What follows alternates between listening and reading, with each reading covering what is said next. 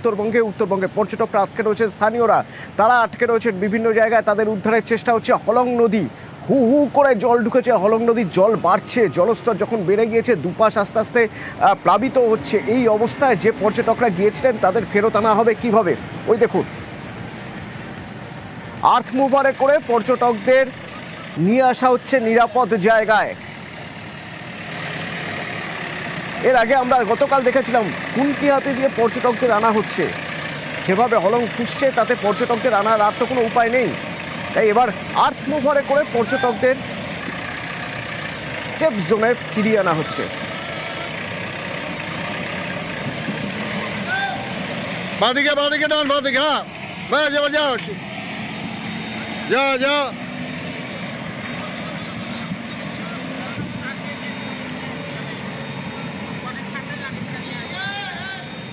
এখান থেকে সরাসরি আমার সহকর্মী রাজকুমার রয়েছে। রাজকুমার, কতজন পর্যটক আটকে ছিলেন, সবাইকে কি উদ্ধার করা সম্ভব হয়েছে? হ্যাঁ দেখো অতনুদা, হলং নদীর ওপারে অর্থাৎ যেখানে ট্যুরিস্টদের যে টিকিট কাউন্টার বা এবং সরকারি যে মাদারিহাট ট্যুরিস্ট লজ, সেখানে যে সমস্ত পর্যটকরা আটকে ছিলেন তাদের প্রত্যেককেই কিন্তু এই মুহূর্তে কিন্তু একেবারে নিরাপদ স্থান মাদারিহাটে নিয়ে আসা হয়েছে। কিছু পর্যটককে গতকালকে কুনকি হাতির পিঠে করে হলং নদী পার করা হয়েছিল, কিন্তু গতকালকে যেহেতু হলং নদীতে জল বেশি ছিল, খরস্রোতা এই নদীতে কুনকি হাতি নামাতেও ভয় পাচ্ছিল বন দপ্তর, সেই কারণে সকলকে আনা যায়নি। দু একজন করে কিছু পর্যটককে গতকালকে নিয়ে আসা হয়েছিল। আর আজকে হলং নদীর জল একবারে কমে গেছে, ফলে এই কমা জলে কার্যত যে আর্থ মুভার, সেই আর্থ মুভার নামিয়ে আর্থ মুভারে চাপিয়ে পর্যটকদের কিন্তু মাদারিহাটে নিয়ে আসা হয়েছে নিরাপদ জায়গায়। এখন এই মুহূর্তে মাদারিহাট ট্যুরিস্ট লজে আর কোনো পর্যটক নেই, প্রত্যেককেই সেখান থেকে নিরাপদে উদ্ধার করা গেছে। অতনুদা,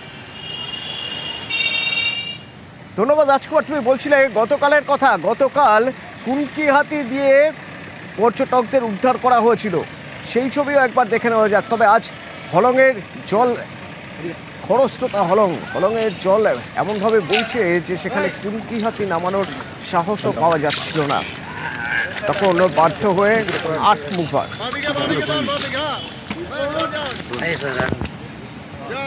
এখন একটু ভালো লাগছে, মানে এই জাস্ট আমরা ক্রস করলাম ওই যে জেসিবির মাধ্যমে, এবং এই পুরোপুরিভাবে সকাল থেকে আমরা ডিজাস্টার ম্যানেজমেন্টে ফোন করেছি, যেখানে যেখানে ফোন করা দরকার করেছি। আমাদের ম্যানেজার WBTDCL, ওনার সাপোর্টে আমরা একটা জেসিবি অ্যারেঞ্জ করতে পেরে আমরা সবাই এখন বাচ্চা, ওয়াইফ সকলকে নিয়ে আমরা এই পারে পৌঁছাতে পেরেছি।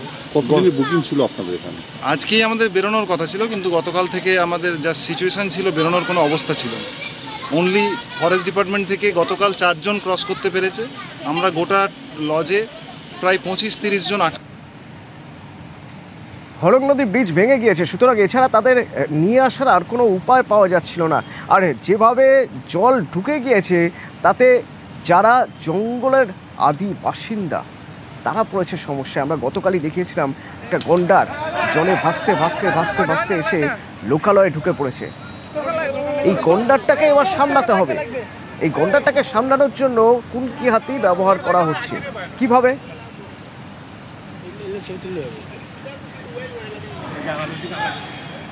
এখন ওইদিকে যাবো নাকি?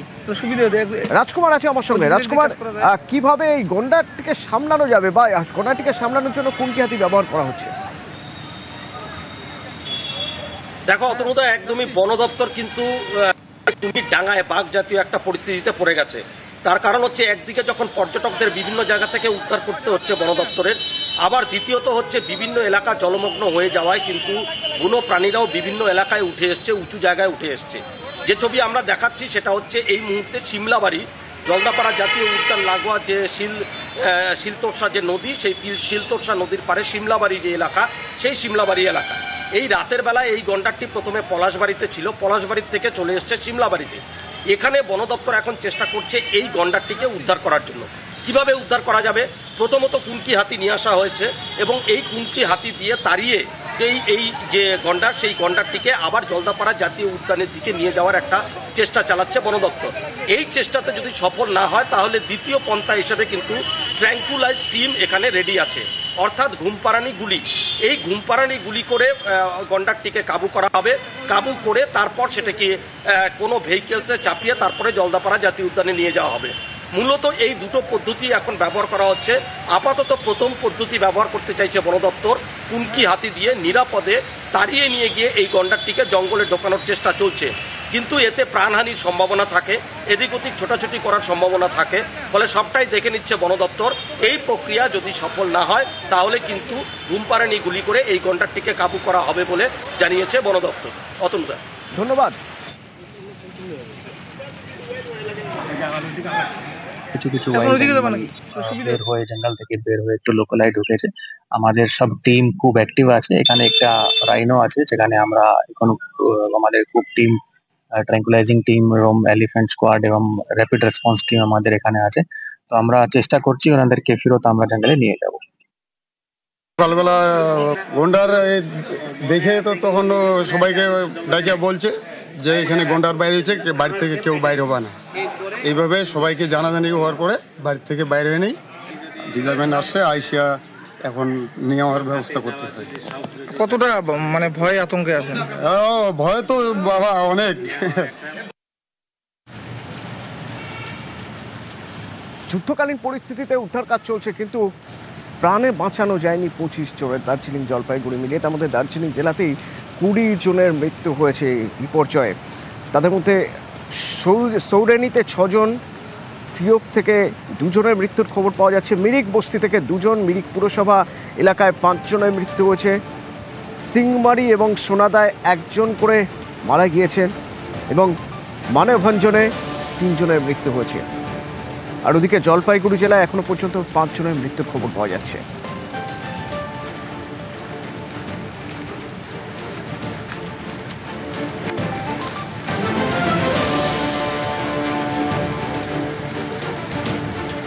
দশাই উৎসব ছিল, আর এই দশাই উৎসবে মৃতেছিলেন পরিবারের সবাই। একই পরিবারের 3 জনের মৃত্যু হলো। মিরিক পুরসভার যে 5 জনের মৃত্যু হয়েছে তাদের মধ্যে 3 জন একই পরিবারের, বাবা, মা আর ছোট মেয়ে। जो बारिश आया था ना, इसलिए बारिश की वजह से ये सब हो रहा है। यहाँ पर वो 3 आदमी था, वो 3 आदमी सब गुजर गए, अचानक आया है। बारिश बहुत था, रुकने का नाम ही नहीं लिया था, सब खराब हो गया, घर में पूरा डैमेज हो गया। लग रहा था कि जैसे कि क्लाउड बर्स्ट हो गया, तो कंटिन्यूअसली रात भर बारिश चलता रहा। सुबह उठा तो पूरा यह भाई आवाज दे रहा था, घर का जो दामाद था, तो हम लोग तुरंत दौड़ के आया तो पूरा ऊपर का पहाड़ गिर के 2 रूम को मिट्टी से ढक गया था। रिकवर तो हो गया लेकिन उसको बचा नहीं पाया, अचानक से हुआ। इतना भारी बारिश था और ये घर का ऊपर टीना का छत था, तो टीना का छत की वजह से वो लैंडस्लाइड का आवाज भी सुन नहीं पाया। ধসে সবচেয়ে বেশি ক্ষতি হয়েছে মিরিকের মেছিদারার। এই গ্রামের বাড়িতে ধস, রাস্তায় ধস, কার্যত গ্রাম মিরিক থেকে বিচ্ছিন্ন হয়ে গিয়েছে। এই মেছিদারাতে 4 জনের মৃত্যু হয়েছে ধসে। কি অবস্থা এখন মেছিদারার? সরাসরি এখান থেকে পার্থ রয়েছে, পার্থপ্রতিম রয়েছেন। পার্থপ্রতিম, কি অবস্থা, কি দেখতে পাচ্ছ?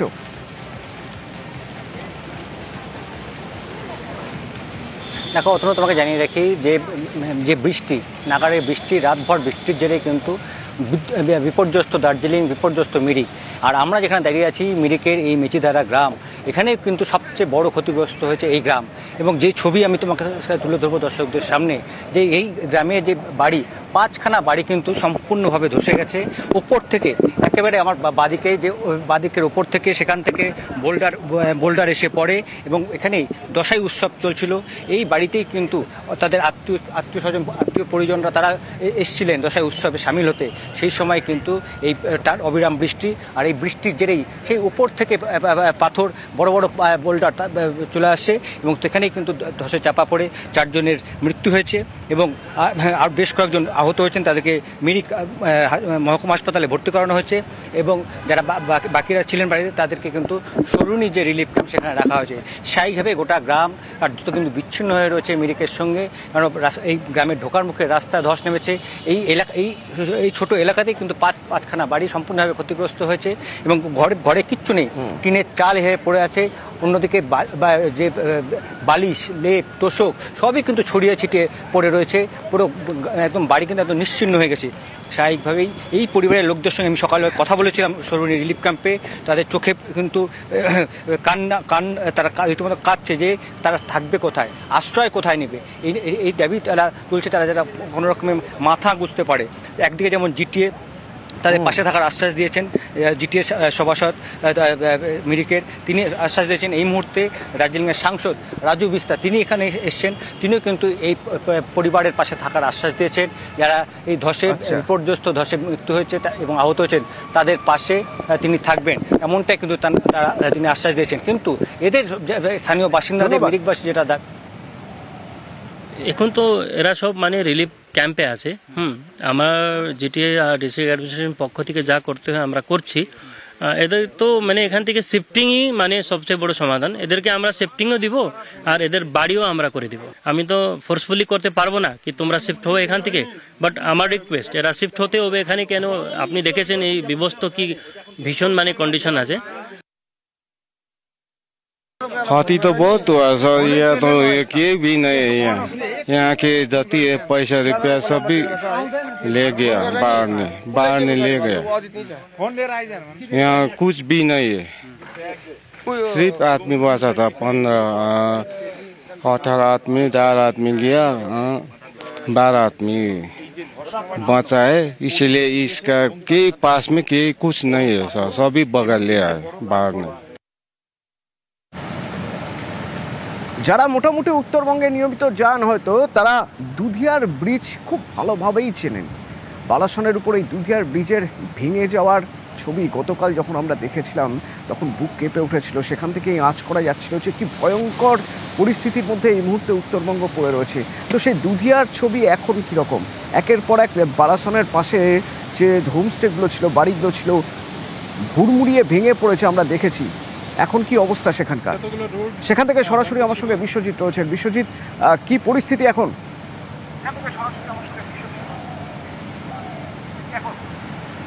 অতনু, যদি ছবিটা তোমাকে আমি দেখাই যে দুধিয়ার ব্রিজের যদি টপ শট তুমি ছবিটা দেখো যে কিভাবে কিন্তু ধীরে ধীরে ঝুঁকছে সেই ভাঙ্গা পিলার, যার জেরে কিন্তু অনেকটাই ঝুঁকিপূর্ণ অবস্থায় রয়েছে সেই লোহার সেতু।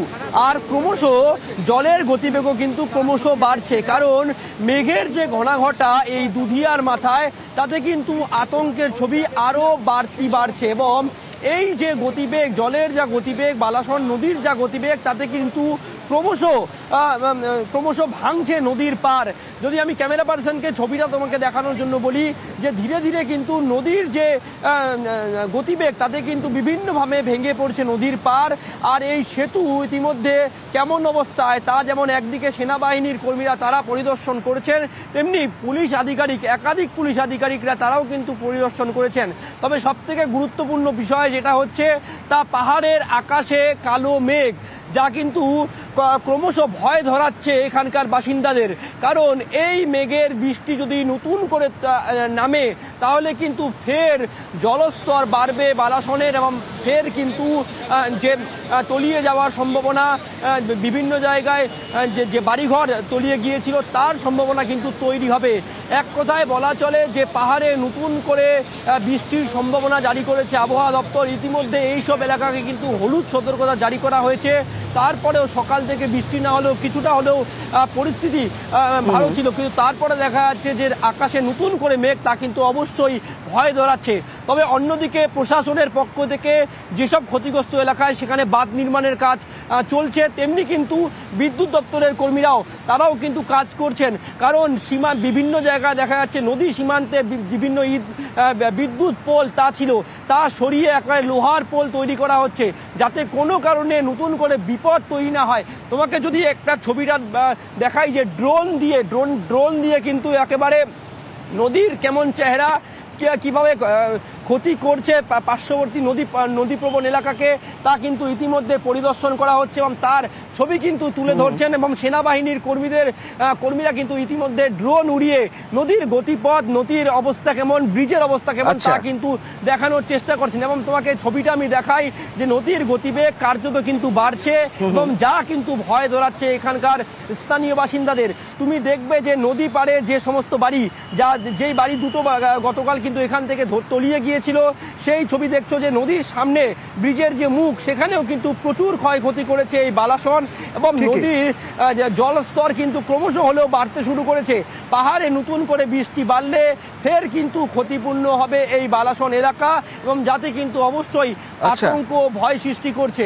তবে প্রশাসনের আধিকারিকরা তারা কিন্তু নজরদারি করছেন এবং বিভিন্ন নজরদারি, ড্রোন উড়িয়ে নজরদারি চলছে, সেই ছবি দেখাচ্ছিলেন বিশ্বজিৎ। अभी तो हालत तो बुरा ही है। तो मेरा घर वो थोड़ा नीचे में है, नदी के सामने में, सब डर डर के ऊपर बैठ रहे हैं। कोई थोड़ा वो कमेटी हॉल में बैठा है, मेरा फैमिली सब कमेटी हॉल में, और मैं और मेरा बच्चा उधर था मम्मी जी के घर पे। अभी तो सब फिलहाल यही हो रहा है, यही चल रहा है। हाँ, रात भर पानी नहीं था, थोड़ा आराम से बैठा था हम लोग। कल तो ऐसे नहीं बैठा था, कोई इधर कोई उधर, सब लोग भाग रहा था, इधर उधर सब हो रहा था ऐसे। अभी थोड़ा ठीक है, पता नहीं कब ये सब कम होगा। যতগুলো রোড বন্ধ ছিল পুরোটা চালু করে দিয়েছি। বাস একটা আমাদের মেরিক থেকে এই দিকে আসার যে রাস্তা আছে, ও ব্রিজ ভেঙে পড়ার জন্য এই রাস্তা অ্যাক্সেস করতে পারছে না লোক, কিন্তু দার্জিলিং হয়ে গুম হয়ে লোক মিরিক থেকে যে আসতে পারবে। তাছাড়া আমাদের রোহিণী পয়েন্টে যেখানে ধস নেমেছে ওখানে भी রোড আনইউজেবল আছে। আরামসে আমরা কাটসং থেকে পাংখাবাড়ি রোড অ্যান্ড হিলকা রোড যাতে থ্রু দিনধারিয়া, ও দুটো রোড ব্যবহার করে আমরা পাঠাচ্ছি লোককে। যারা পর্যটক আটকে ছিল ওনাদের আমাদের কাছে খাবার আছে। তারপরে আমাদের একটা হেল্পলাইন চালু করা হয়েছে, যেখানে সমস্যা হয়েছে ওখানে আমরা ছোট ছোট কমিউনিটি কিচেন চালু করেছি আমরা, তাকি আমাদের নাম্বার আমরা আমাদের সোশ্যাল মিডিয়া প্রোফাইল থেকে শেয়ার করেছি, ওয়েস্ট বেঙ্গল পুলিশ শেয়ার করেছে। তো আমরা যতগুলো লোককে হেল্প করতে পারি হেল্প করছি আমরা। দুধিয়ার কিছু বাড়ি হোমস্টে ভেঙেছে আর কিছু বিপজ্জনক অবস্থায় ঝুলে রয়েছে। তো সেখান থেকে সবাই চলে এসে ত্রাণ শিবিরে আশ্রয় নিয়েছেন। একটি কমিউনিটি সেন্টারে ত্রাণ শিবিরের ব্যবস্থা করা হয়েছে, সেখানেই থাকা, সেখানেই খাওয়া দাওয়া। নদীর জন্য এই যে বর্ষার জন্য আমাদের অনেক কষ্ট অবস্থা আছে, তার জন্য কালকে থেকে আমাদের পঞ্চায়েত গ্রামে এখানে ব্যবস্থা করে দিচ্ছে। ব্যবস্থা খাওয়া দাওয়া তো ভালোই করতেছে, কিন্তু খাওয়া দাওয়া আর আমরা যখন এখানে তো বসে আসি খাইছি ভালোভাবে দিয়েছে ব্যবস্থা, नाश्ता पानी सब কিছু আছে।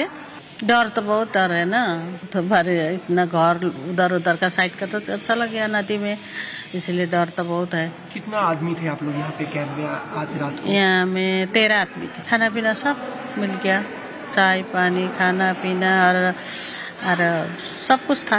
और ट्रीटमेंट भी कर रहा है? ट्रीटमेंट भी कर रहा है।